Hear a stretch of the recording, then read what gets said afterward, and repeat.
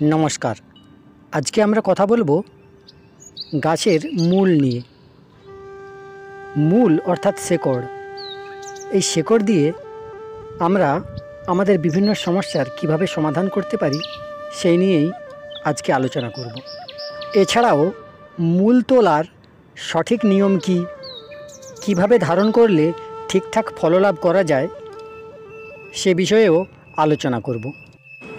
তবে হ্যাঁ, আজকে আমি যে ক্রিয়াগুলো দিতে চলেছি সেগুলো শাস্ত্রমতে খুবই উপকারী, কিন্তু আপনার জন্মছকে যদি কোনো গ্রহ পীড়িত থাকে অথবা গ্রহের কোনো অশুভ প্রভাব থাকে, সেক্ষেত্রে এই ক্রিয়াগুলো ঠিকঠাক কাজ করতে নাও পারে।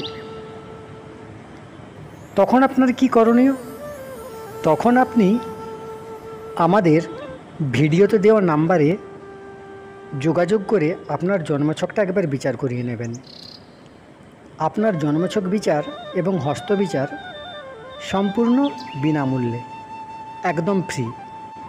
আপনার জন্মছকে কোনো গ্রহ পীড়িত আছে কি না বা কোনো গ্রহের অশুভ প্রভাব আছে কি না সেটা আমরা দেখে বলে দিতে পারবো যে আপনি ক্রিয়াগুলো করলে বা আপনি যেই ক্রিয়াটি করতে চাইছেন সেটি করলে আপনার উপকার হবে কি হবে না। যাদের জন্মছকে গ্রহের অশুভ প্রভাব আছে তারা কিভাবে এর থেকে পরিত্রাণ পাবে সেই পরামর্শও আমরাই দিয়ে থাকব, এবং আপনি আপনার সমস্যা থেকে কিভাবে মুক্তি লাভ করতে পারবেন তার গাইডেন্সও পাবেন। প্রতিকার করালে আপনি বিনামূল্যে একটি সর্বসিদ্ধি যন্ত্রম পেয়ে থাকবেন। এই যন্ত্রমটি যে কোনো বাধা বিপত্তিকে দূর করে, সেটা চাকরি ক্ষেত্রে বাধা, ব্যবসায় বাধা, বিদ্যায় বাধা, সন্তান ধারণে বাধা, প্রেমের ক্ষেত্রে বাধা। এটি আপনারা একদম বিনামূল্যে পেয়ে যাচ্ছেন দীপাবলি পর্যন্ত।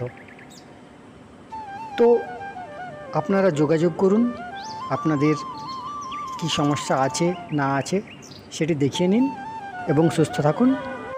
চলুন শুরু করছি আজকের ক্রিয়া। শ্বেত অপরাজিতার মূল ঘষে নিয়ে, একটু জলের সঙ্গে মিশিয়ে ঘষে নিয়ে কপালে যদি তিলক ধারণ করা যায় তাহলে স্বামী বা স্ত্রী বশীভূত হয়।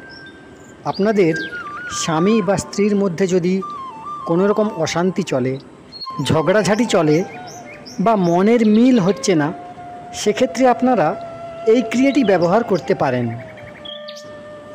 যদি কারো প্রেমিক প্রেমিকা, ভাই বোন, বন্ধু বান্ধবী এরকম কোনো ব্যক্তির সঙ্গে কারোর সম্পর্ক খারাপ হয়ে গিয়ে থাকে, হয়তো আগে ভালো ছিল এখন সম্পর্কটা খারাপ হয়ে গেছে, সেক্ষেত্রে আপনারা পুষ্যা নক্ষত্রে পুনর্নবার মূল তুলে এনে ডান হাতের মুঠোতে ওই মূলটিকে রাখুন এবং মনে মনে আপনার যেই ব্যক্তির সঙ্গে সম্পর্ক খারাপ হয়ে গিয়েছে তার সঙ্গে সম্পর্ক ভালো হয়ে গিয়েছে এই মনস্কামনা করে ডান বাহুতে ধারণ করুন।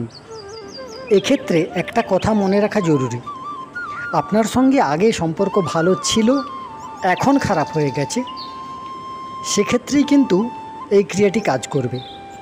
যার সঙ্গে আপনার কোনো দিন ভালো সম্পর্ক ছিল না তার ক্ষেত্রে কিন্তু এই ক্রিয়াটি কাজ করবে না। অনুরাধা নক্ষত্রে চামেলি গাছের মূল তুলে এনে আপনি যদি আপনার শোয়ার বালিশের তলায় রেখে ঘুমোন, তাহলে আস্তে আস্তে আপনার শত্রু আপনার মিত্র হয়ে যাবে, সে শত্রুতা করা বন্ধ করে দেবে। আর পুষ্যা নক্ষত্রে চামেলি গাছের মূল তুলে এনে তাবিজে ভরে ডান বাহুতে, পুরুষরা ডান বাহুতে, মহিলারা বাম বাহুতে ধারণ করলে শত্রু নাশ হবে। আপনি যদি আপনার যোগ্যতা অনুযায়ী, আপনার শিক্ষা অনুযায়ী সম্মান না পান, তাহলে জ্যৈষ্ঠা নক্ষত্রে জাম গাছের শিকড় তুলে এনে বাহুতে ধারণ করুন।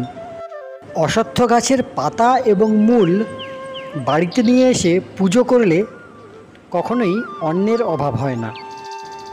অশোক গাছের মূল পুজোর স্থানে রেখে পুজো করলে ধনসম্পত্তি উত্তরোত্তর বৃদ্ধি পায়। আমলকি গাছের মূল তুলে নিয়ে এসে ঘষে সেটার তিলক ধারণ করলে ঊর্ধ্বতন কর্তৃপক্ষ বা বসকে বশীভূত করা যায়। এবার আসি মূল তোলার নিয়মে। যেদিন আপনি ক্রিয়া করবেন তার আগের দিন রাতে আপনার প্রয়োজন অনুযায়ী গাছের কাছে যাবেন, সেখানে গিয়ে ধূপদীপ জ্বালাবেন এবং গাছকে নিমন্ত্রণ জানিয়ে আসবেন। হাত জোড় করে বলবেন যে, হে বৃক্ষ দেবতা, আমি অমুক কাজের জন্য কালকে আপনার মূল তুলে নিয়ে যাব। আপনি কৃপা করে আমার এই কাজটি সমাধান করে দিন বলে পেছন ফিরে না তাকিয়ে আপনি চলে আসবেন এবং পরের দিন আপনি যথারীতি মূল তুলে নিয়ে এসে আপনার ক্রিয়াগুলি করবেন। আজকের মতো এ পর্যন্তই। পরে আবার নতুন নতুন ক্রিয়া নিয়ে আপনাদের সামনে আসব।